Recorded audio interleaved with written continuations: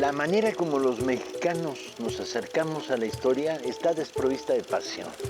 Es excesivamente repleta de educación básica, estampitas, conmemoraciones, estatuas, números y no, el sabor de la historia no lo puedes pescar. No te puedes crear identidad entre el pasado y el presente.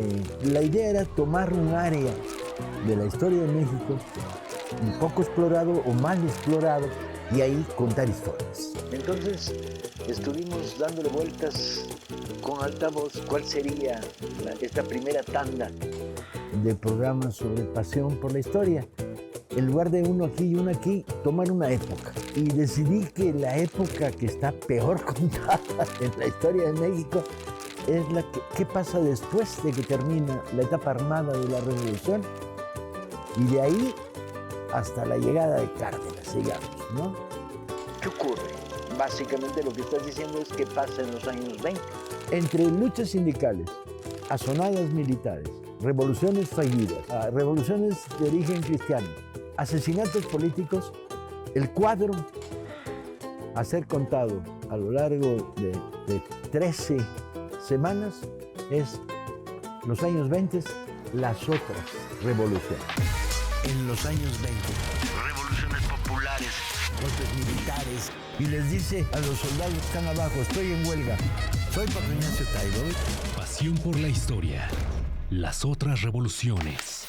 Bienvenidas y bienvenidos una vez más a este espacio llamado Pasión por la Historia, las otras revoluciones, donde nos dedicamos a platicar sobre esas otras revoluciones que no nos contaron en la escuela. Y pues hoy vamos a hablar de un personaje del cual yo no hubiera escuchado nunca si no hubiera sido a través de un gran poema. Y tenemos un invitado, Paco, pero cuéntanos, ¿quién está aquí? ¿De qué va el tema de hoy? Vamos a hablar de Primo Tapia. Primo Tapia va a ser una de las otras revoluciones, concentrada en el agrarismo michoacano, paralelo al agrarismo durangueño, al agrarismo veracruzano, pero con una profundidad muy particular. Va a estar imbricada con la revolución de la Huertista, porque Primo sería una de las víctimas indirectas de la revolución de la Huertista. Pero eso hablaremos después. Óscar. Es un libro, la verdad, tan bueno que supera mis propias capacidades, ¿no? O sea, no fue mi mérito, fue el mérito de la historia de Primo Tapia, que es tan maravillosa que produjo un libro mucho mejor de lo que soy yo como escritor. Era un hombre salido de la ciénaga de Zacapu, de la región purépecha de Michoacán, hablaba purépecha, pero tenía perspectiva internacional. Se había formado en Estados Unidos, ahí había conocido a los Flores Magón, había militado en la IWW y en México militó en el Partido Comunista. Quizá esa doble cosa, ¿no? Ese arraigo al terruño más concreto, más inmediato, y al mismo tiempo esa perspectiva general, histórica, hicieron de él un personaje único, ¿no? Fue junto con los socialistas yucatecos quienes más atención pusieron a la opresión especial de los indígenas y de las mujeres, ¿no? En una época en que toda la propaganda agrarista se hacía en castellano, solo en Yucatán, y en Michoacán se hizo propaganda en lenguas indígenas, en maya Carrillo Puerto y en Michoacán Primo Tapia. Y igual que los yucatecos, Primo organizó ligas femeninas, no para luchar por las cuestiones específicas de las mujeres, sino para que las mujeres encabezaran la lucha de todo el pueblo por la tierra. Y sin embargo, su historia está llena de especificidades y de lecciones que me parecen, bueno, ya hemos visto algunas de estas características se convierten en inspiración y en lecciones para nosotros hoy, ¿no? Pero además tiene otras cosas, ¿no? El hecho de que Primo se enfrentara a Calles, al gobierno de Calles, después de la rebelión de la Huertista, un gobierno que el Partido Comunista, su partido, había apoyado apenas en 1924, pues está lleno de paradojas y de contradicciones y de... Caramba, ¿no? ¿Debieron haberlo apoyado o no? El asesino terriblemente, o sea, directo, el quien ordenó directamente el asesinato de Primo Tapia, había sido el presidente que fue apoyado acríticamente por el Partido Comunista en 1924, ¿no? Después entraría la crítica tardíamente, pero no. Porque una de las claves es que Primo Tapia queda del lado del delahuertismo en la rebelión delahuertista. Pero no, Primo Tapia queda del lado de los campesinos y del movimiento. Así como Carrillo Puerto quedará del lado antidelahuertista y será un coronel delahuertista el que lo asesine. Así como los delahuertistas van a asesinar a Juan Escudero en Acapulco, aquí la rebelión delahuertista lo que mostraba, y cuando hablemos de ella o cuando hemos hablado de ella, te queda claro que está más allá de los principios políticos y que básicamente depende de la región quién protege a los latifundistas y de qué lado está de los latifundistas para ver de qué lado quedan los movimientos sociales. En el caso de Primo Tapia toman las armas los agraristas de Michoacán. Cuéntanos un poco cómo muere Primo, etcétera, ¿no? Sí, la rebelión delahuertista en el occidente del país no era tan claro que eran reaccionarios. Creo que en el fondo eran reaccionarios a nivel global, ¿no? Estaba muy desorganizada, ¿no? O sea, era principista. No había proyecto, había sí. generales alzados. Sí. Y Estrada, que sería el que dominaba Enrique Estrada, que dominaba Jalisco, pues tenía fama de proagrarista, lo llamaron el bolchevique durante una época de su vida. Diegues, el magonista, el ex magonista, fue delahuertista y murieron ahí, ¿no? En esa zona. En esa zona, que eran gente muy diferente de los de Yucatán que mataron a Carrillo. A O de Carrillo. los veracruzanos que pasaron la revolución delahuertista asesinando a las comunidades campesinas. O los acapulqueños que mataron a pero Escudero. en este marco, ¿no? de la rebelión delahuertista, ¿qué está haciendo Primo Tapia? ¿Dónde están? ¿Qué es lo que se está moviendo? Era miembro del Partido Comunista, pero el Partido Comunista era, ese sí, francamente desorganizado en ese punto. José Allen, que había sido secretario general, era para entonces tesorero y había ocultado, sucede que José Allen, lo más probable es que fuera agente del FBI estadounidense, pero además había ocultado la bancarrota financiera del partido. Además, el partido mismo no se había puesto de acuerdo sobre cómo enfrentar la polarización delahuertista, sino hasta que esta ya era un hecho militar, ¿no? Manuel Díaz Ramírez quería apoyar a los delahuertistas, mientras que Diego Rivera y Bertrand Wolff querían apoyar al gobierno. Entonces no se pusieron de acuerdo. Para cuando se pusieron de acuerdo ya había estallado la rebelión, ya no había manera de comunicarse y Primo Tapia tuvo que orientarse con sus propias luces. Y lo que hizo fue ir con Calles y decirle, denme armas para defenderlo, ir con los delahuertistas y decirle, denme armas para defenderlos. Y lo que hizo fue armar a los campesinos y tomar la hacienda de Cantabria, la hacienda de los españoles, de los gachupines de su pueblo, y de hecho ya eso fue irreversible, fue una conquista que ya, independientemente de lo que pasó con la rebelión delahuertista, ya no se echó para atrás. Hasta la fecha, Naranja sigue habiendo un ejido que fundó Primo Tapia y que hasta la fecha existe. Pero a Calles, después de ganar, no se lo perdonó, lo siguió viendo como un bandido. Y en 1926, la rebelión delahuertista ocurre en el año nuevo de 1923 a 24, Calles gana la presidencia en 1924 con el apoyo del Partido Comunista y llegando a la presidencia intenta matar a Primo, manda matar a Primo más de una vez y por distintas maneras Primo se va salvando hasta que en 1926 finalmente lo matan y está documentado, y claro, ya en su época fue documentado que fue una orden directa del presidente Calles, que llega a un destacamento del ejército a por él, a Naranja. Y sucedió que su ejecución fue muy particular por su popularidad.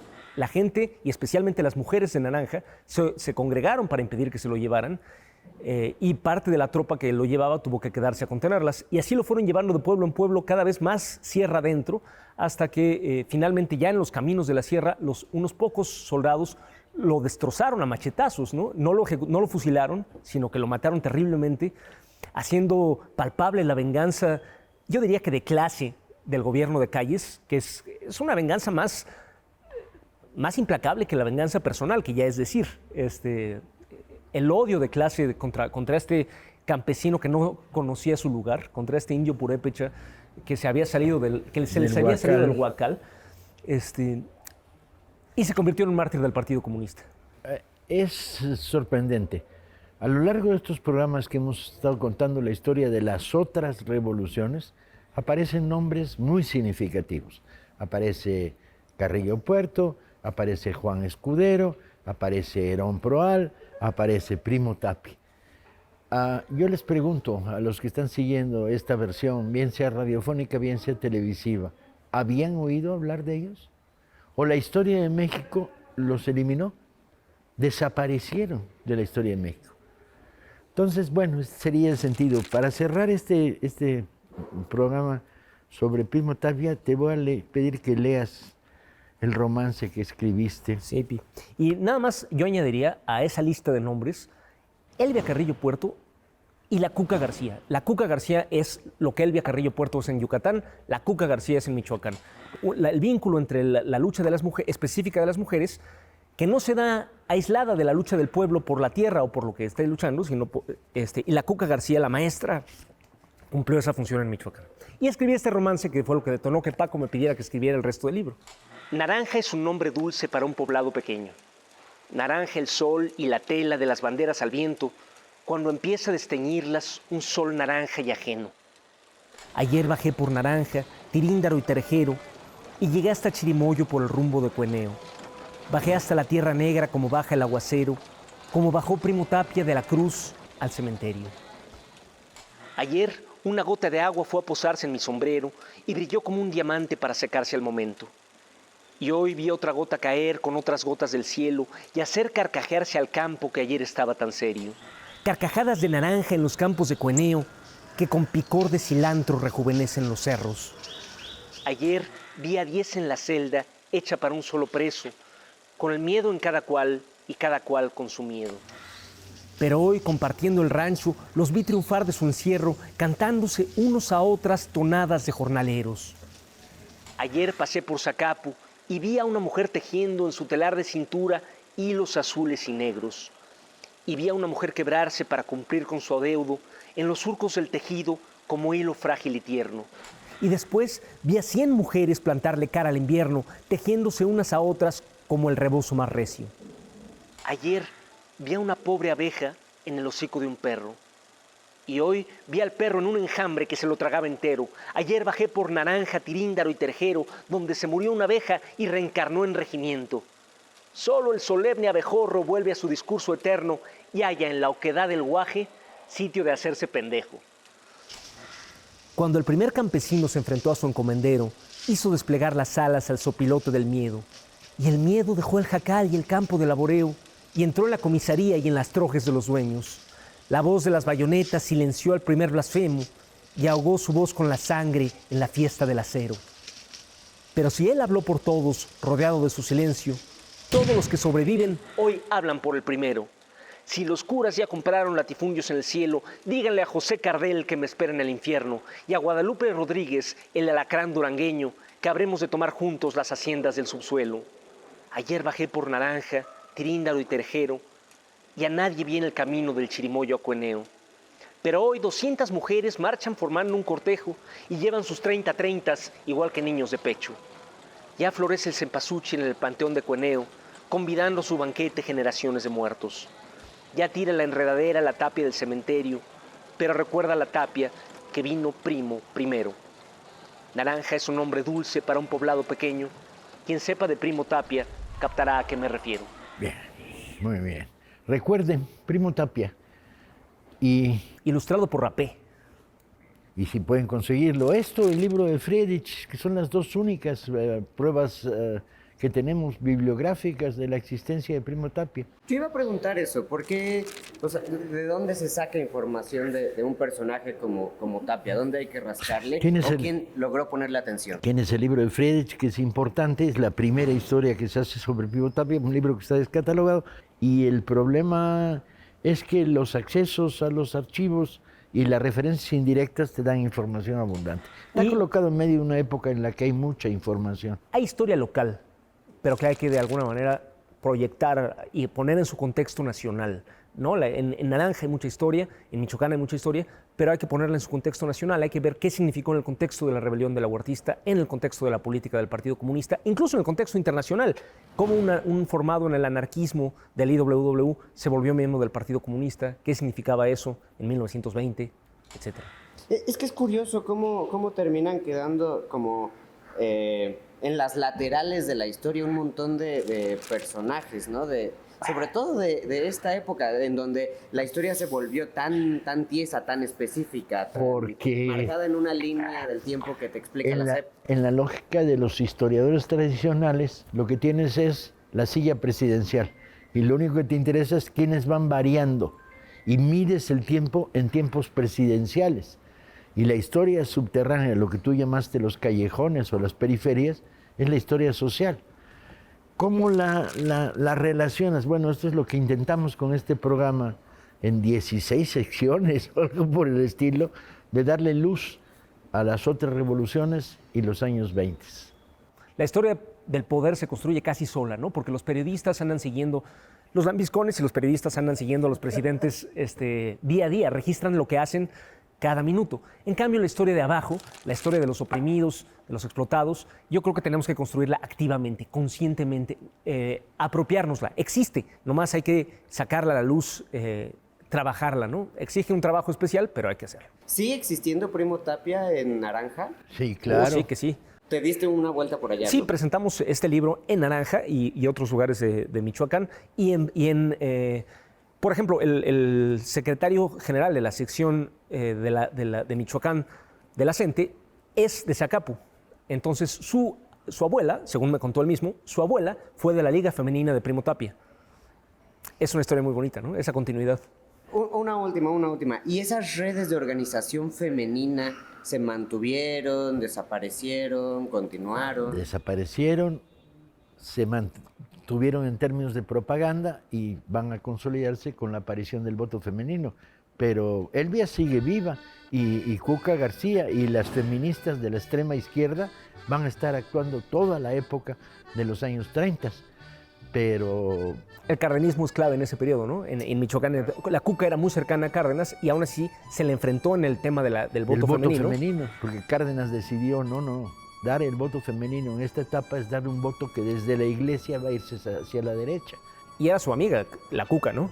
Del general Lázaro, y aún así se le enfrentó en ese tema y solo hasta los 50, como se sabe, se consiguió el voto femenino. O sea que notablemente, tanto los socialistas yucatecos como los agraristas michoacanos se adelantaron en 30 años a la política oficial mexicana en el tema de la igualdad. Y digo por decir los y las, ¿no? Y hay otras pruebas. Las sindicalistas rojos del Valle de México en el Palacio de Hierro, los sindicalistas radicales de Jalisco están ya proponiendo el voto femenino.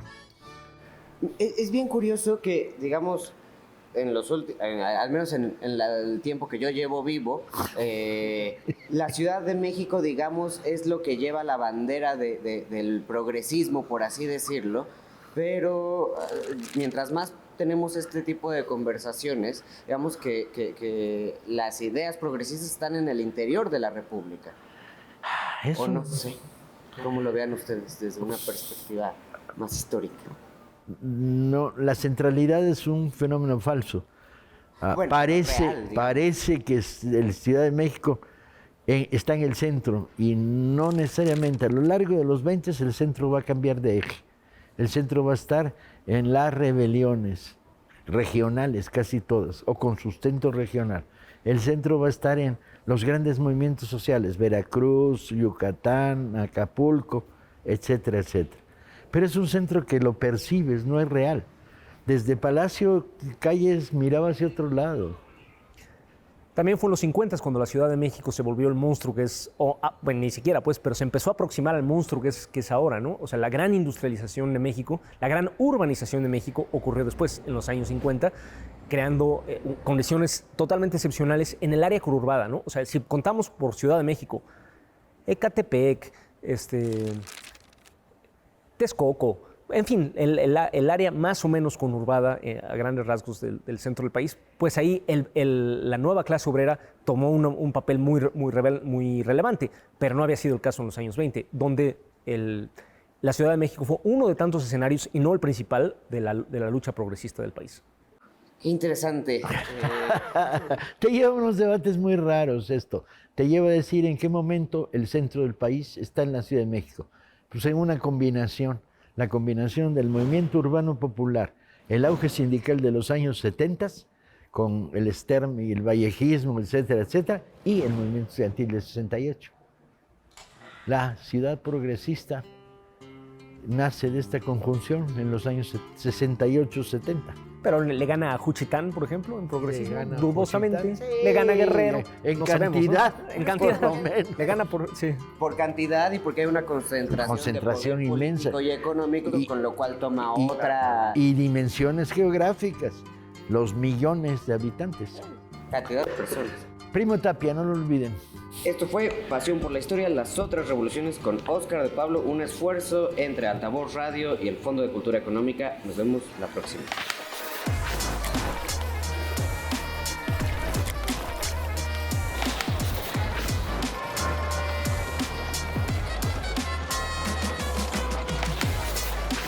Soy Paco Ignacio Taibo y las otras revoluciones en los años 20.